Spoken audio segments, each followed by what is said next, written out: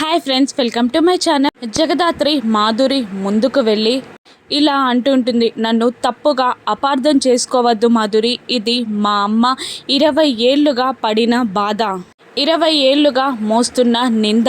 నేను ఈ కేసు వాపస్ తీసుకోలేను అని జగదాత్రి అనగానే అందరూ షాకింగ్గా జగదాత్రి వైపు చూస్తారు. ఇక వైజయంతి అంటే అన్యాయంగా మాధురి జీవితం నాశనం అవ్వాల్సిందేనా అని అంటూ కౌశికి సుధాకర్ల వైపు చూస్తూ మీరేమీ మాట్లాడరేంటి అని అడుగుతూ ఉంటుంది. అయినా కౌశికి సైలెంట్గానే ఉంటుంది. ఇక మాధురిని కేదార్ ముందు తీసుకెళ్ళి నిలబెట్టి ఇలా అంటుంటుంది, చెల్లి చెల్లి అంటావు కదా కేదార్, తను నిన్ను ఒక అన్నలా చూసింది. ఇప్పుడు మాధురి జీవితాన్ని కాపాడాల్సింది నువ్వే.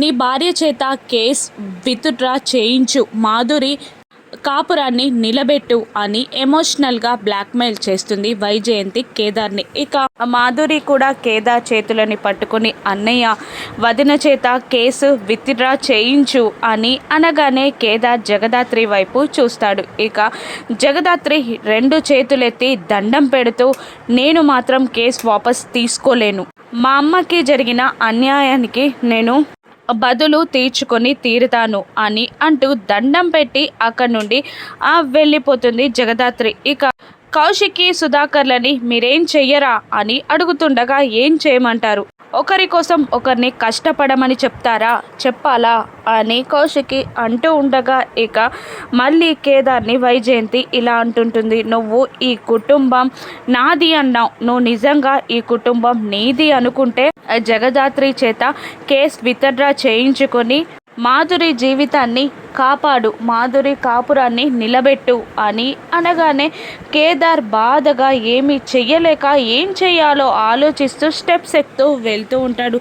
కేదార్ని చూసి కౌశికి బాధపడుతూ ఉంటుంది. ఇక మాధురి ఏడుస్తూ రూమ్లోకి వెళ్తుంది. వైజయంతి నిషిక కాచి తల ఒక మాట అంటుంటారు జగదాత్రి కేదార్లని, వాళ్ళని ఇంట్లో ఉంచుకోవడం వల్లనే ఇదంతా, నా కూతురు జీవితం నాశనం అయిపోయింది అని అంటూ కూర్చొని ఏడుస్తూ ఉంటుంది వైజయంతి. అప్పుడే కౌశికి లోపలికి వస్తుంది. ఏంటి వదిన చెప్పండి, ఇప్పుడు జగదాత్రికి సపోర్ట్ చేస్తారా, మాధురి జీవితాన్ని సపోర్ట్ చేసి మాధురిని అత్తింటికి పంపిస్తారా, కేదార్ చేత జగదాత్రి చేత కేస్ రిటర్న్ తీసుకోలేలా చేస్తారా అని నిషిక నిలదీస్తుండగా, ఇప్పుడు మాట్లాడాల్సింది జగదాత్రి కేదార్ మాధురిల గుచ్చి కాదు, వంశీతో మాట్లాడాలి. అసలు మాధురి ఏ తప్పు చేసిందని వంశీ ఇలా ఇంటికి పంపించేశాడో వంశీని అడగాలి అని అంటూ వంశీకి కాల్ చేస్తుంది కౌశికి. ఇక హలో అని వంశీ అంటారు, నేను ఏం మాట్లాడాలో ఎందుకు ఫోన్ చేశానో నీకు తెలుసు వంశీ, మాధురి ఏ తప్పు చేసిందని ఇంటికి పంపించావు అని అంటూ ఉంటుంది కౌశికి. మరి మా నాన్నగారు ఏ తప్పు చేశారని మా నాన్నగారి పైన జగదాత్రి కేసు పెట్టింది, వాళ్ళ అమ్మ మా నాన్నగారి స్టేషన్లో పనిచేయడమే తప్ప అన్యాయంగా మా నాన్నగారిని అరెస్ట్ చేసి మా నాన్నగారి పరువు తీశారు, ఇది అన్యాయం కాదా అని అంటూ ఉండగా మాధురికి జగదాత్రికి సంబంధం ఏంటి అని కౌశికి అడుగుతూ ఉంటుంది. మాధురి అదే ఇంట్లో ఉంటుంది, జగదాత్రి ఆ ఇంటి వాళ్ళే అని అంటూ ఉంటాడు వంశీ.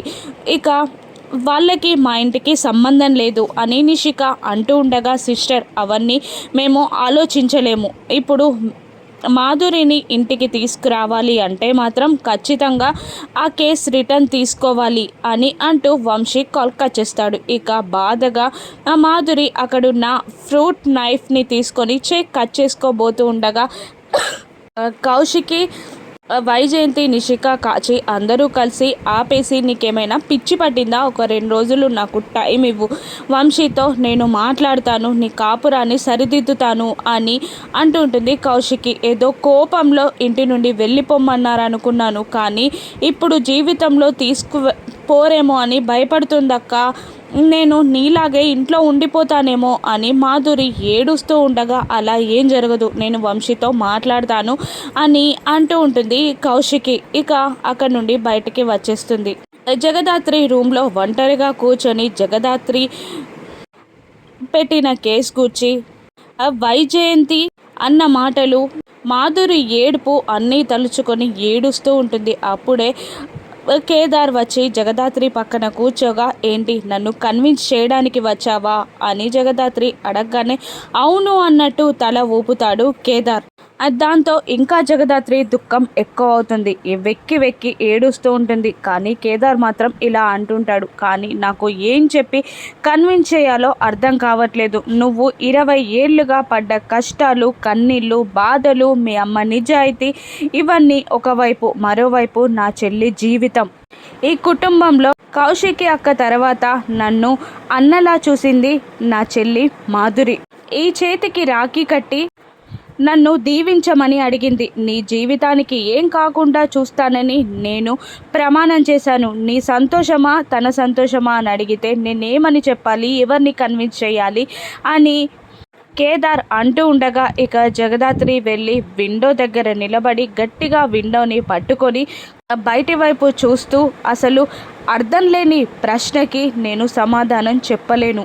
ఇన్నాళ్ళుగా మా అమ్మ జీవితం నిజాయితీ నిరూపించుకోవడానికి నాకు ఒక్క అవకాశం వచ్చింది. నేను వదులుకోను, నేను కేసు వాపస్ తీసుకోను అని జగదాత్రి అంటూ ఉండగా బాధగా కేదార్ జగదాత్రి పక్కకి వచ్చి నిలబడి జగదాత్రి చేతులని పట్టుకొని, ప్లీజ్ ప్లీజ్ జగదాత్రి కేసు వాపస్ తీసుకో, మాధురి జీవితాన్ని నిలబెట్టు అనగానే కేదార్ చేయిని విడిపించుకొని జగదాత్రి సారీ నేను కేసు వాపస్ తీసుకోలేను అని జగదాత్రి తేల్చి చెప్పేస్తుంది. దాంతో షాక్ అవుతాడు కేదార్. ఇప్పుడు కేదార్ జగదాత్రిని కోపంగా చూస్తాడు. ఈ సంఘటనతో కేదార్ జగదాత్రిల మధ్య వైరం మొదలవనుందా, లేదంటే జగదాత్రిని కేదార్ అర్థం చేసుకుంటాడా, మాధురి కాపురాన్ని జగదాత్రి ఏ విధంగా నిలబెడుతుంది, రాను ఎపిసోడ్స్లో చూద్దాం. Thank you for watching.